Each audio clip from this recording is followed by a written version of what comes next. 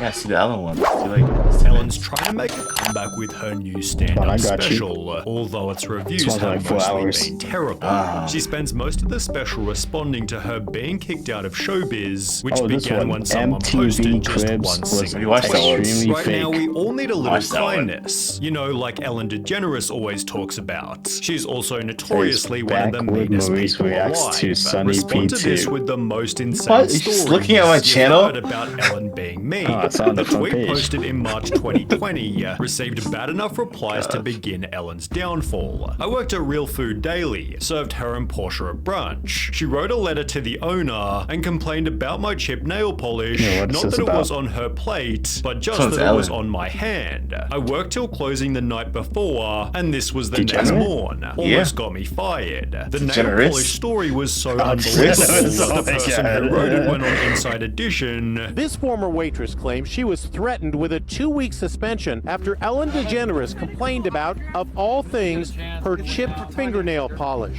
I remember just being like, really? But the stories shared back on Twitter were only getting worse. I once worked at Warner Brothers. One day I was in the elevator and Ellen and her entourage came in. Naturally, I held her for her and asked her what floor she was getting on. Her assistant answered third floor. 30 minutes later, I got a call from my boss saying I was fired because I was harassing her. An old friend worked on her a lot and smiled and said good afternoon to her one day and she became unhinged. Who do you think you are? You don't look at me, yada yada. She said Portia was with her and seemed embarrassed and tried to calm her down. That's forever changed my opinion of her. The responses went on and on and on, all of which being compared to Ellen's classic catchphrase. I always end each show by saying be kind to one another. Audience member Donna De Matteo then went public with her degrading experience on the show. They tell you, you know, you can't be smarter, funnier than Ellen. She's the comedian and the star, not you. Don't be funnier than Ellen. That's gonna be hard considering she's not that funny to begin with. If you've been a comedian your whole life and you're afraid a random audience member will upstage you, maybe you're just not funny. Dana then revealed that Ellen's completely different when the cameras turn off. How does the Ellen we see on TV compare to the Ellen you saw when the cameras stopped rolling? Totally different. She would only speak to the audience when the cameras were rolling. As soon as they turned the cameras off, she would not even acknowledge the audience. She would just sit on the couch, basically. Which was supported by Hedda Muscat, one of the show's former producers. Toxic, phony, hypocrite, liar. That's what she is. She agreed that things were different when the cameras weren't rolling. We were told from the very beginning, don't talk to Ellen, don't do this, you can't, you know, go into her office. It was very nerve-wracking, very stressful. We all walked on eggshells all the time. And after the show's DJ also said the same, BuzzFeed launched their own investigation, interviewing a further 11 former employees. They were fired after taking medical leave or bereavement days to attend family funerals. One employee who claimed she was fed up with comments about her race essentially walked off the job. Others said they were also instructed by their direct managers to not speak to DeGeneres if they saw her around the office. After the accusations went viral, Ellen issued a statement within the company. Hey everybody, it's Ellen. On day one of our show, I told that too. that the Ellen DeGeneres show would be a place of happiness. No one would ever raise their voice, and everyone would be treated with respect. Obviously something changed, and I'm disappointed to learn that this has not been the case. And for that, I'm sorry. Anyone who knows me knows it's the opposite of what I believed and what I hoped for our show, yet Ellen's former producer certainly didn't buy it. So when Ellen says she's not aware of this environment, you don't think that rings true? It's a lie. Ellen then took a 2-month break and began a brand new season by addressing the public. As you may have heard, this summer there were allegations of a toxic work environment at our show. I learned that things happened here that never should have happened. I take that very seriously, and I want to say I am so sorry to the people who were affected. We have made the necessary changes, and today we are starting a new chapter. She'd then make the promise. And I'm committed to making this the best season that we have ever had. Although the ratings said the opposite, because only 6 months later, the New York Times published Ellen DeGeneres loses 1 million viewers after apologies for toxic workplace. It explained that Ellen had been averaging 1.5 million viewers over the last 6 months, down from 2.6 million in the same period last year. The show's loss of more than 1 million responsible. viewers translates to a 43% Did not decline, like what they heard. representing a steeper drop than any of its competitors. As a result, Ellen made the announcement, I am announcing that next season, season 19, is going to be my last season. adding in The Hollywood Reporter, as great as this show is, and as fun as it is, it's just not a challenge anymore.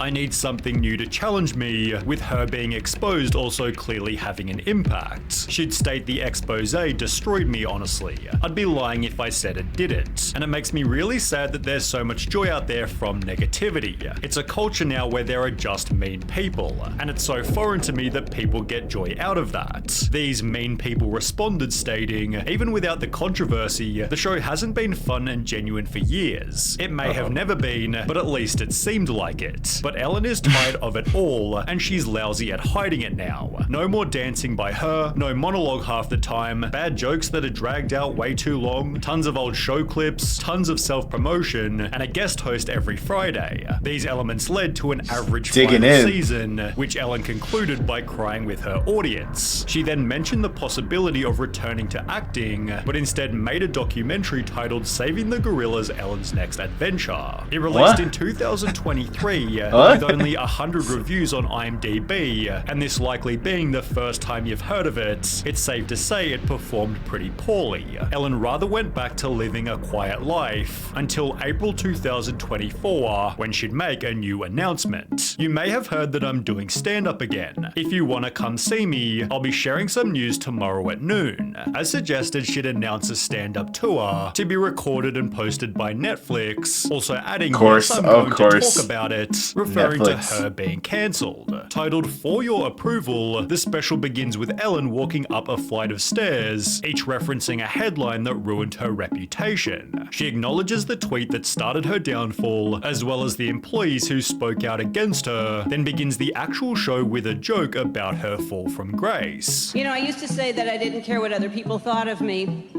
and I realize now, looking back, I said that at the height of my popularity. I'm here because I love doing stand-up, I miss doing stand-up, and I like making people happy, and I do care what people think. Now, this is a pretty respectable angle, as it feels extremely honest. Yet it also seems like a sneaky request for pity, which as a high-profile celebrity you'll simply never get. She then talks about what she's been up to. All right, well, let me catch up on what's been going on with me since you saw me last. Okay, alright, that's funny. Yeah, I got kicked out of show business. Then make some pretty funny jokes about her new reputation. Everybody heard that I was mean. Everywhere I go, I know everyone's heard that I'm mean. I know when I walk into a restaurant, people are watching, waiting to see if I'll be mean. Oh, look, she's reaching for butter. Stop she was that. gonna hit somebody.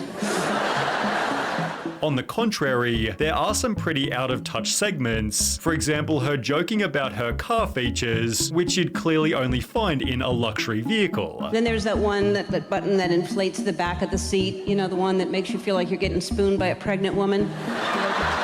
She also makes this out-of-touch joke. I have that on my seat. We're all good at different things. I was talking to someone the other day, and they said, Ellen, I don't know how you get on stage in front of people. I could never do that. And I said, well, I don't know how you dry clean clothes. The seat. But as an overall, the special isn't terrible. Its audience rating of 5.4 stars feels fairly accurate, although as you might expect, simply because it's Ellen, the articles written about it have been pretty brutal. Ellen DeGeneres' unfunny Netflix special leaves so much unsaid. We gotta beat Call of Duty Sierra when we hopping on. In self-indulgent Netflix special.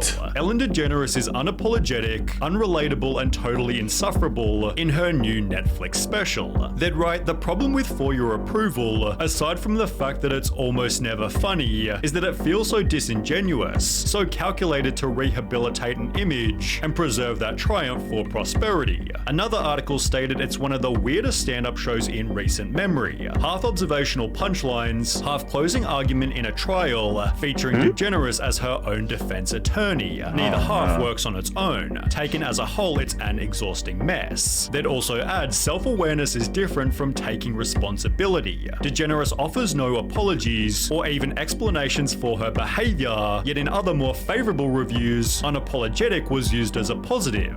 I like the fact that she's rather unapologetic. It's highly refreshing and honest. This extreme divide can be seen by the audience reviews on Google. There's almost an equal amount 1 of and 5-star 5 ratings, a sad representation of the black and white thinking that plagues the internet so heavily today.